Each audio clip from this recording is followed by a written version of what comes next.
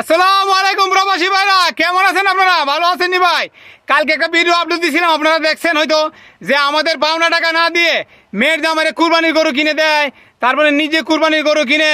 ঠিক আছে, আপনি কুরবানির গরু কিনেন, মেয়ের দামারে কিনে দেন, আপনি কিনেন, এটা তো আমাদের সমস্যা নাই। কিন্তু আমরা যে কাজ করছি, আমাদের কাজের পাওনা টাকাটা আগে দেন, তারপরে আপনি কিনেন।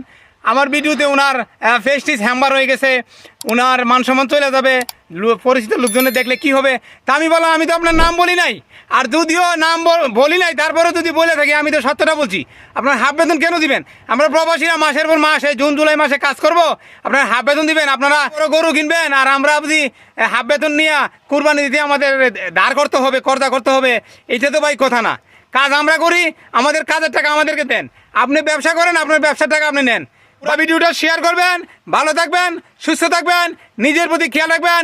আসসালামু আলাইকুম।